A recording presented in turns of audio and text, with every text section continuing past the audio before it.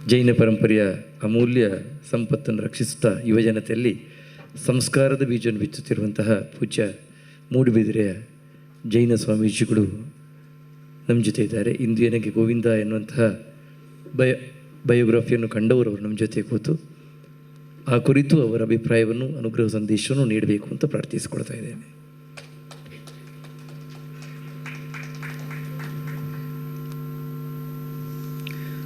ಓಂಕಾರಂ ಬಿಂದು ಸಂಯುಕ್ತಂ ನಿತ್ಯಂ ಧ್ಯಾಯಂತಿ ಯೋಗಿನಃ ಕಾಮದಂ ಮೋಕ್ಷದಂ ಚೈವ ಓಂಕಾರಾಯ ನಮೋ ನಮಃ. ಶ್ಲೋಕು ಭಗವಂತನ ಸ್ಮರಣೆ ಅಂತದು ಬೆತ್ತು ತುಳು ಭಾಷೆಗೆ ಬಾರಿ ಮಲ್ಲ ಕೊಡುಗೆ ಕೊಡ್ತುನಕ್ಲು ಬನ್ನಂಜ ಗೋವಿಂದಾಚಾರ್ಯರು ಆಕಲ್ನ ಆತ್ಮಗೂ ಉತ್ತಮ ಸದ್ಗತಿ ಸಿಕ್ಕಾಡು ಒಂದು ತುಳುಟ್ಟೆ ಅವಳಿಗೆ ಪ್ರಾರ್ಥನೆ ಅಂತದು ನನ್ನ ಎಂಗ್ಲು ಕನ್ನಡೋಡು ಪಾತಿರುವ ನಮ್ಮ ಬಹಳ ಪ್ರೀತಿ ಪಾತ್ರರಾದಂಥ ಹಿರಿಯರೂ ಆದಂಥ ಜ್ಯೇಷ್ಠರೂ ಆದ ಮಾರ್ಗದರ್ಶಕರೂ ಆದಂಥ ಪುತ್ತಿಗೆಯ ಸ್ವಾಮೀಜಿಯವರೇ, ಹಾಗೆ ಬಾರ್ಕೂರು ಸಂಸ್ಥಾನದ ಪೂಜ್ಯರೇ ಮತ್ತು ಇಸ್ಕಾನ್ ಸಂಸ್ಥೆಯ ಮುಖ್ಯಸ್ಥರೇ ಮತ್ತು ಸಂತರೇ ಹಾಗೂ ಭಗವದ್ಭಕ್ತರೇ, ನಮ್ಮ ಮನಸ್ಸು ಇದೆ ಅನ್ನುವುದನ್ನು ತೋರಿಸಿಕೊಟ್ಟ ಆ ಮನೋಮಯ ಕೋಶವನ್ನು ತೆರೆದಿಟ್ಟ ಅನ್ನಮಯ ಕೋಶ ಮತ್ತು ಪ್ರಾಣಮಯ ಕೋಶ, ಇದಕ್ಕೆ ಸೊಗಸಾದ ವಿಜ್ಞಾನದ ಕೋಶವನ್ನು ಅಳವಡಿಸಿ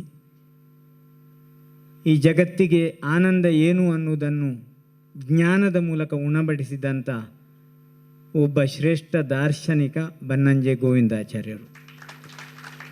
ಸಾಹಿತ್ಯದ ವಿದ್ಯಾರ್ಥಿಗಳಿಗೆ ಶಿವರಾಮ್ ಕಾರಂತರು, ಅನಂತಮೂರ್ತಿಗಳು, ಅಡಿಗರು ಎಷ್ಟು ಹತ್ತಿರವಾಗಿದ್ದರೋ, ಬೇಂದ್ರೆಯವರು ಕಾವ್ಯದ ಮೂಲಕ ನಮ್ಮ ಮನಸ್ಸಿನಲ್ಲಿ ಹೇಗೆ ಮಿಡಿತಗಳನ್ನು ಮಾಡಿ ಸಂಗೀತ ಸಾಹಿತ್ಯದ ಆನಂದವನ್ನು ನೀಡಿದ್ದಾರೋ, ಆಧ್ಯಾತ್ಮದ ರಸಋಷಿ ಬನ್ನಂಜೆ ಗೋವಿಂದಾಚಾರ್ಯ ಅನ್ನುವುದನ್ನು ಹೃದಯ ತುಂಬಿ ನಾವು ಹೇಳ್ಬೋದು.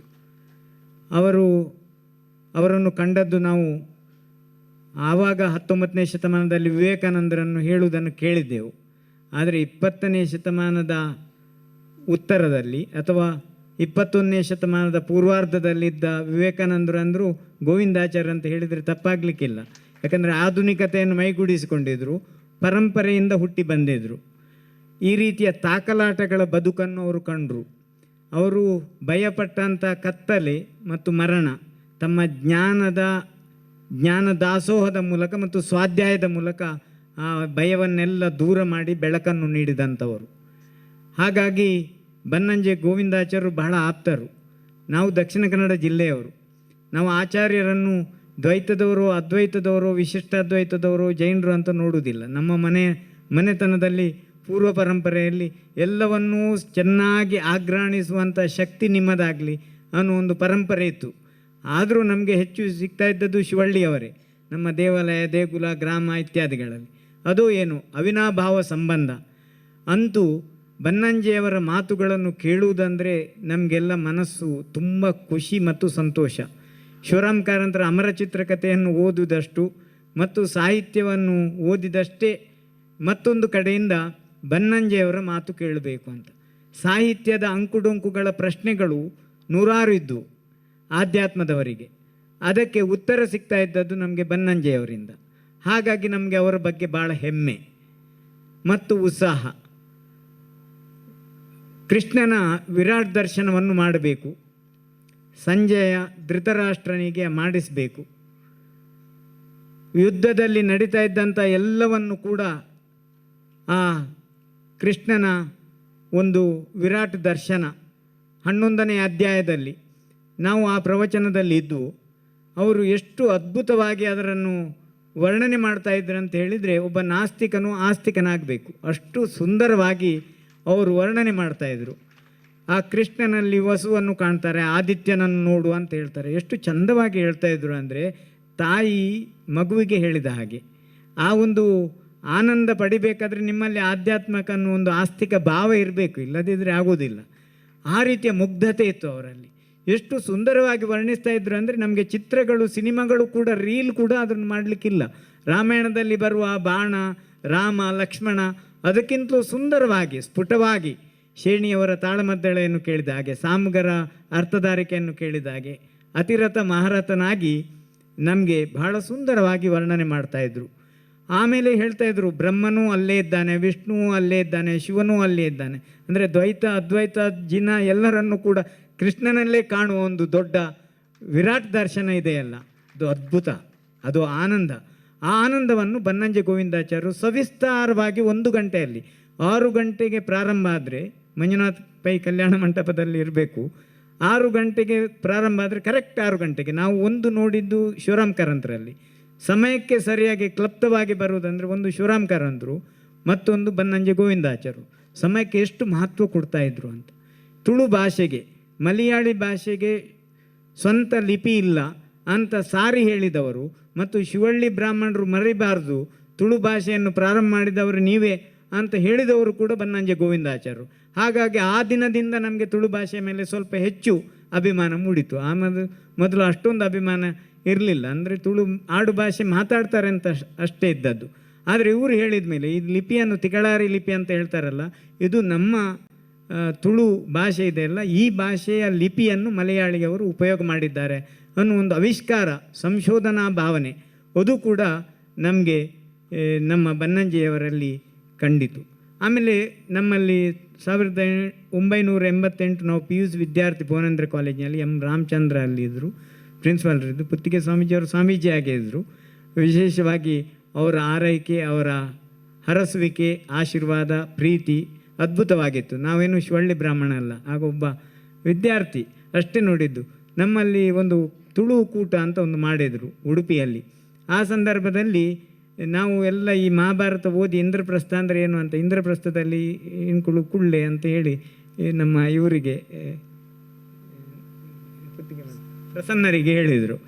ಇಂದ್ರಪ್ರಸ್ಥ ಅಂದರೆ ಇಂದ್ರಪ್ರಸ್ಥದ ಹಾಗೆ ಇತ್ತು. ನನಗೆ ಸ್ವಾಮೀಜಿಯವರು ಒಂದು ಹೇಳಿದ್ದಂದರೆ ಇಂದ್ರಪ್ರಸ್ಥದಲ್ಲಿ 5 ಸ್ಟಾರ್ ಹೋಟೆಲೆಲ್ಲ ನೋಡಿರಲಿಲ್ಲ ಆಗ. ಅಷ್ಟು ಚಂದವಾಗಿ ಸುಂದರವಾಗಿ ಅವರು ನಮಗೆ ಆರೈಕೆ ಮಾಡಿದರು. ಅಲ್ಲಿ ಅವರು ಹೇಳಿದರು, ಗೀತೆಯ ಬಗ್ಗೆ ಒಂದು ಮಂದಿರ ಮಾಡ್ತಾ ಇದ್ದೇನೆ ಅಂತ. ನೋಡಿ, ನಾವು ಆವಾಗ 88ರಲ್ಲಿ ಸುಮಾರು 18 ವರ್ಷದ ವಿದ್ಯಾರ್ಥಿ. ಆ ಸಂದರ್ಭದಲ್ಲಿ ಗೀತೆಯ ಬಗ್ಗೆ, ನಾವೇನು ಕೋಟಿಪತಿ ಅಲ್ಲ, ಮಿಲಿಯಪತಿ ಅಲ್ಲ, ಏನೂ ಅಲ್ಲ, ಒಬ್ಬ ವಿದ್ಯಾರ್ಥಿ.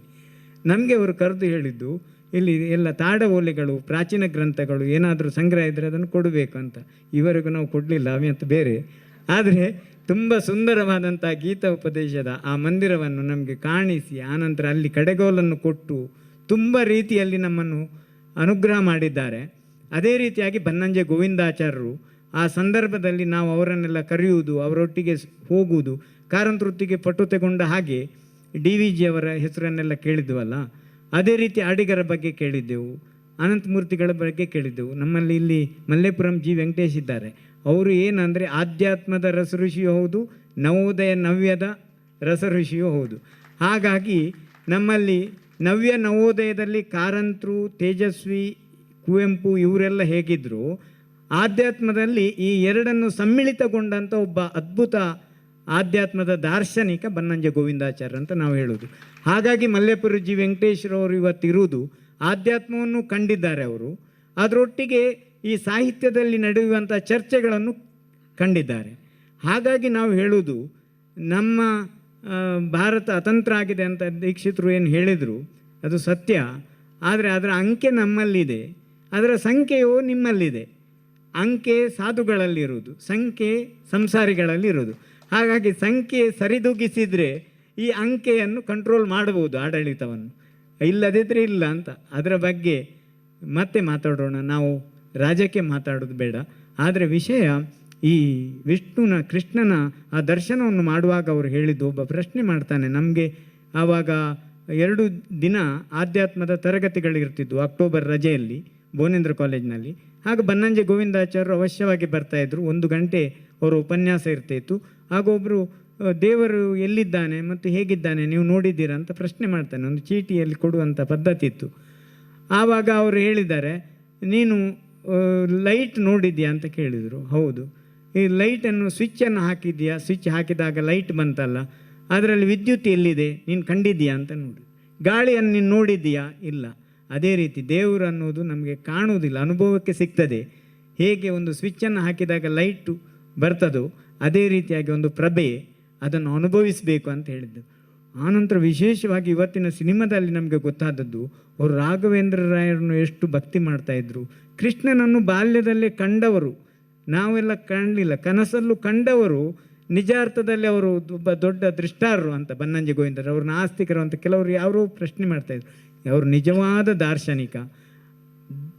ನಮ್ಮ ಧರ್ಮದಲ್ಲಿ ಒಂದಲ್ಲ ಎರಡು ಅಂತ ತಿಳಿ ಹೇಳಿದ ಪರಮಾತ್ಮ ಮತ್ತು ದೇವದ ಬಗ್ಗೆ ನಿಜವಾದ ಒಂದು ಬೇಸನ್ನು ಹಾಕಿದವರು.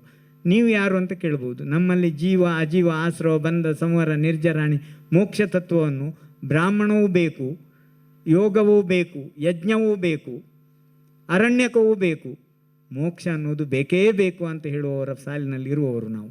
ಹಾಗಾಗಿ ನಮ್ಮ ಜ್ಞಾನ ಜಿಜ್ಞಾಸೆಗೆ ನೀರೆರೆದು ಪೋಷಿಸಿ ಅಮೃತದ ನದಿಯನ್ನು ಹರಿಸಿದ ಬನ್ನಂಜೆ ಗೋವಿಂದಾಚಾರ್ಯ ಸಾವಿಲ್ಲದ 90 ನಾವು ಆಚರಿಸುತ್ತಿದ್ದೇವೆ. ಅವರ 90 ಚಿರಾಯುವಾಗ್ತದೆ.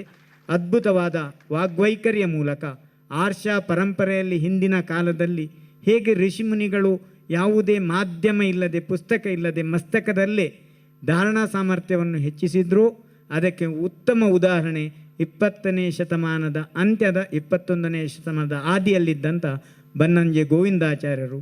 ಅವರು ಹೇಳ್ತಾ ಇದ್ರು, ಶುಕಾಚಾರ್ಯರು ಕೂಡ ದಿಗಂಬರರೇ ಅಂತ. ನಾವು ದಿಗಂಬರ ಮಠದವರು, ಹಾಗಾಗಿ ಶುಕಾಚಾರ್ಯರ ಹಾಗೆ ಪರಮಹಂಸರು ಅವರು ನಮ್ಮ ಮಠಕ್ಕೆ ಕರೆದಾಗ ಬಂದಿದ್ದರು. ಬನ್ನಂಜೆ ರಾಮಾಚಾರ್ಯರು ಒಬ್ಬ ವಿಶಿಷ್ಟವಾದಂಥ ಪತ್ರಿಕೋದ್ಯಮದ ಹಿರಿಯರು. YNKಯನ್ನು ಕೇಳಿದ್ದೇವೆ ನಾವು, ಅವರನ್ನು ನೋಡಿದ್ದೇವೆ. ಚಡಗ ಅಂತ ಹೇಳುವಾಗ ಸೂರ್ಯನಾರಾಯಣ ಚಡಗ ಅಂತ ಒಬ್ಬರಿದ್ದರು. ಅವರು ಇಲ್ಲಿಯ ಸಾಹಿತ್ಯ ಸಮ್ಮೇಳನದಲ್ಲಿ ಕುಂದಾಪುರದ ಒಬ್ಬರು ಬರಹಗಾರರಿದ್ದರು. RT ನಗರದಲ್ಲಿ ಒಂದು ಕಾರ್ಯಕ್ರಮ ಆಗಿತ್ತು, ಅಲ್ಲಿ YNK ಬಂದಿದ್ದರು. ಬಂದಾಗ ಅವರು ಕೈ ಕೊಟ್ಟರು ನಮಗೆ, ನಾವು ವಿದ್ಯಾರ್ಥಿಗಳು.